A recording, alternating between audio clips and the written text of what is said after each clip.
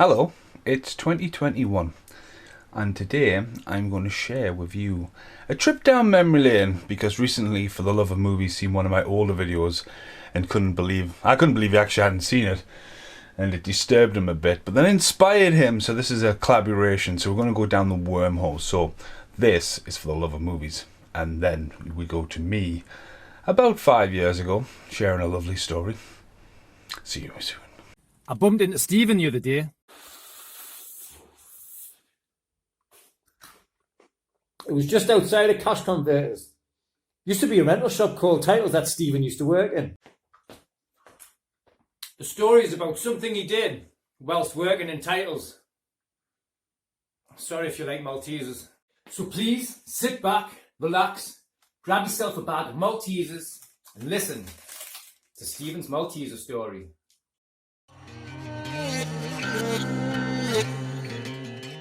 Hello and welcome to Baboonery 3, which is entitled Maltesers. Now, not to be confused with Baboonery, the 4 movie review that has been released last week. I say last week, it's probably going to be about a month by the time I get around to editing this video. But the Baboonery series has always been about me observing people and going, what the fuck are you really doing? And me absorbing it in and then sort of going, rah, unscripted, and just go, rah, what happened? Like, really? Are you really having a subway? Are you really mortal on an aeroplane? It's like, really? It's one of them things, really. Now, the Fatal 4 review, no. The 4 movie review for Get Out, Split, Caddy, 50 Shades of Grey. That's a Baboonery in its own different way, so I just wanted to clear that up straight away. Now, basically, this Baboonery will be me looking at me going, I'm an absolute fucking idiot. And even though I look at people and go, really, what the fuck? I am literally looking at myself and go, really, what the fuck? Now, normally people would keep this to themselves. I have told this story a few times to people and everybody just seems to just do this. I once wrote about this story on MySpace. Do you remember MySpace? I do, but I can't remember my password. My little story I wrote got removed from MySpace because apparently it was too graphic. But since that was probably about 10 years ago and life's changed and society's changed, I think I can really tell my story. Now, first off, I'd just like to point out this happened when I worked in a rental video shop. I just want to make myself clear, rental. That's when you pick a film out and go, the one to watch, really? John Travolta, quite like his films, I'll give this a try.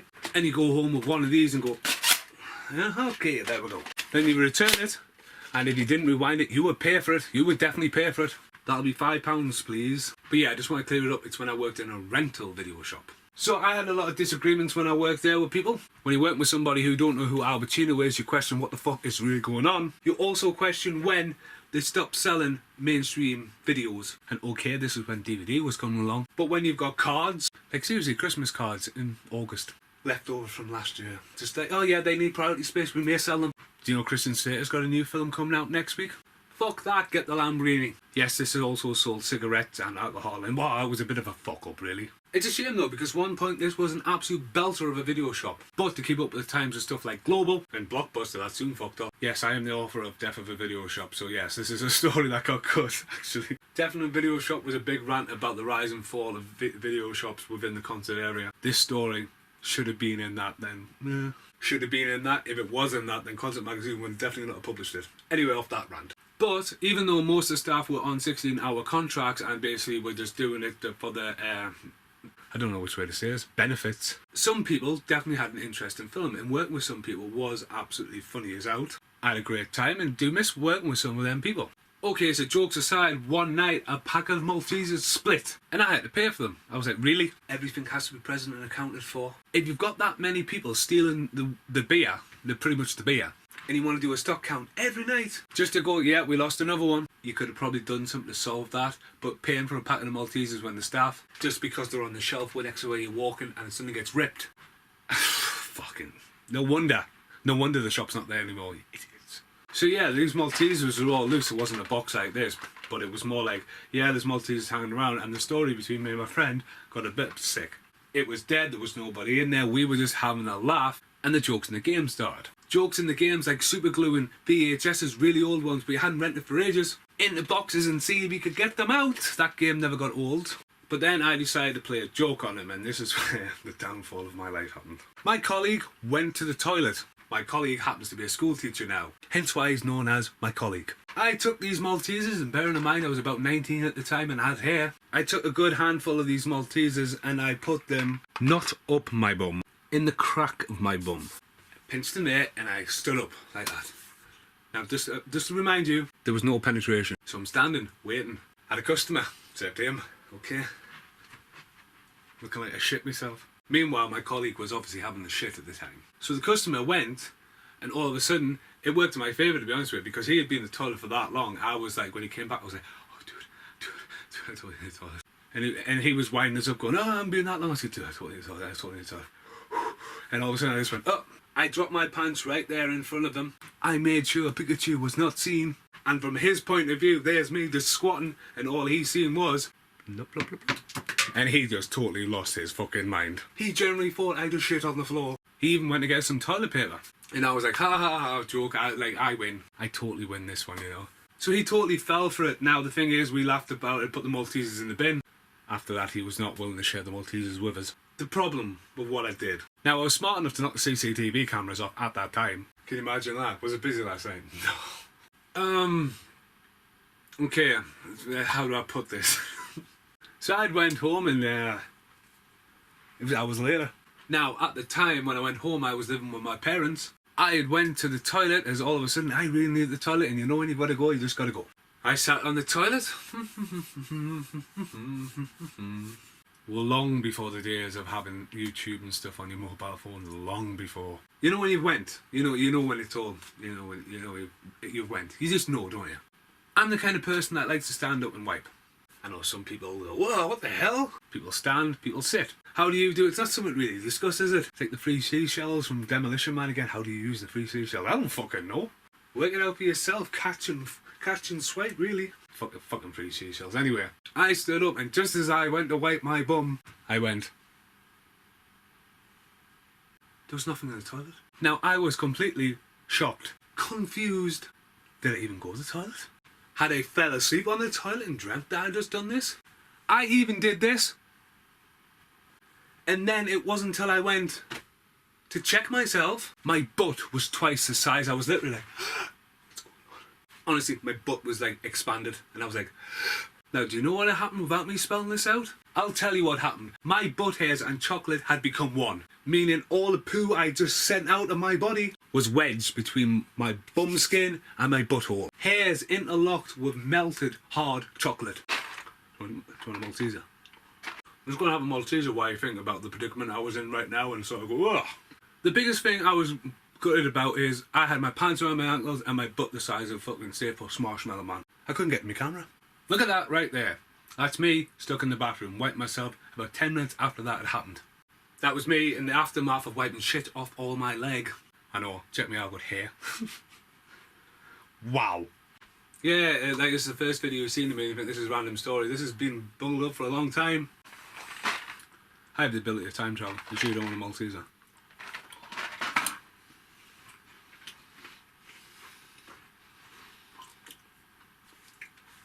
So how do you get out of this predicament? It wasn't like I had to strain about it. My hands went around, and just as soon as they did, all I just needed to do was just that. And it wasn't a solid poo. Shit went everywhere is an understatement about what happened. I was like, my mum has cream wallpaper. My mum's bathroom was painted cream. There was shit on the wall. There was shit on the mirror. There was shit on the floor.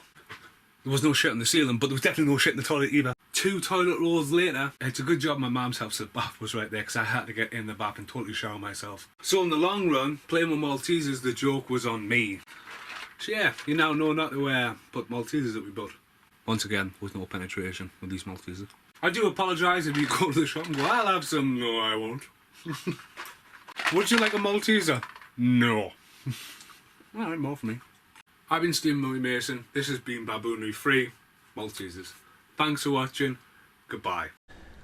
So yeah, that was a trip down memory road.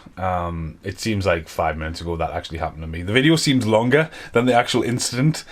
I rewatched the video. I was like, it was pretty bad.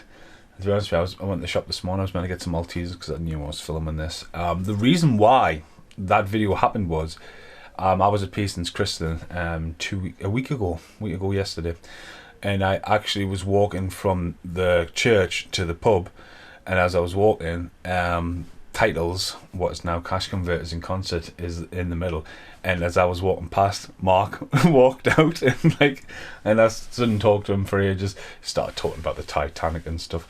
And then I mentioned like the incident, and he's going, "Oh, I haven't seen that video." So that's how that happened. Now, since I've said that, Mark is also going to tell you a few of his stories. Which again, me and Alex, Mark's wife, have been friends since we were 2-3-year-old, and Mark told us these stories, and I could just look at Alex and just go, she must have been fucking horrified. So here's Mark's worst poo incidences.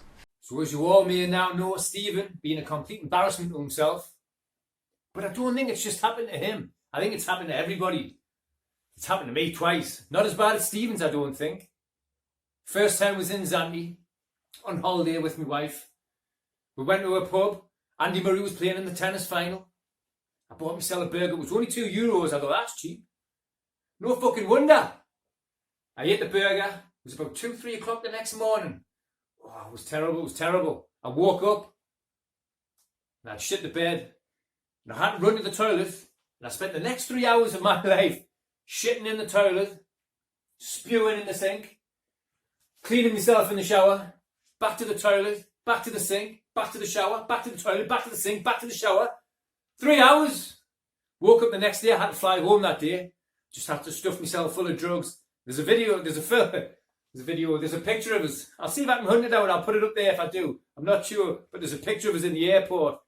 Alex is standing next to us, just like, oh my God. I was white. And the next time, do you remember the ITV digital cards? When ITV digital was out, you used to be able to get this card, it had a chip in. I used to take it down to this guy at the bottom of the road. It was £5. And you got everything. You got all the movies, all the sports, everything. Absolutely everything for a month at £5. I came home from work, felt a bit ill, but I had to go down quickly and put £5 on the card so I could get everything. I took it home at the door. He said, "I'll just be 5 minutes." I was dying for the toilet. It took about 15 minutes, so I'm standing there. I was walking backwards and forwards. I was like, ah. And then I followed through. I was stood at his door, just sort of pretending I hadn't done anything. He was like, "Oh, there's your card, mate." "All right, thanks very much." I sort of walked back up the street like that, covered in shit. Bad times. Back to you, Stephen. Okay, so Mark shit the bed, and that's what you get, mate, right? For dodgy fucking cards, boxes, you know, VHS.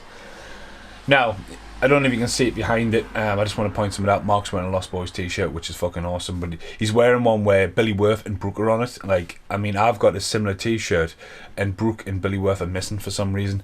I was recently down in York, and there was a t-shirt for sale, and Brooke and Billy Worth is missing. I would understand if him and Brooke were missing because they have, rest in peace, are long gone, and you might not get the rights. But Billy fucking Worth is one of the coolest cats you'll ever meet. Hey, man. Why he's not on the t-shirt? It's fucking mental. I was going to wear my t-shirt, but it's fucking just gone 8:30 in the morning. It's too fucking early. So, I'm going to talk briefly one up and tell you a newer story, but it was the same time. Now, if you check out my show, Welcome to Aotearoa in New Zealand, welcome to the land of the long white cloud. I open up and I'm honest about some personal things. And a lot of people see the second episode and go, fucking hell, that's a bit deep and that's a bit... And I was like, to be honest with you, like, if you look at that series and then because it was made in lockdown 1, I mean, I came back to New Zealand just after the first, just before the first lockdown happened, and I was isolated alone, and I made a show which I'm really, really proud of, and trying to balance it out and get the episodes going, and being very personal, because me going back to New Zealand's a very personal thing, and I thought, let's fucking go for it. The story, that I tell, which I'm not going to spoil, that a lot of people said maybe that story shouldn't have been in the second episode. I was like, look, it's life, it happens, it was serious. So if you want to check out the show, that's a very dark, scary story about Putin, because again, you know, they talk about it in a lot of films, you know, it's just the instances of toilets, it's a scary place. So here's my story, and I'll be open and honest about this.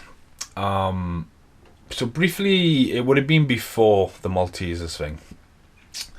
So when my mum first moved to the Grove, she stayed in like a new built house, which was like sort of slant like that. Then we moved to another house, and then my mum moved 4 doors down the street on the opposite side of the road. and when the delivery guys turned up, they were not impressed when we moved. But this time it was an ex house that had a water room downstairs, and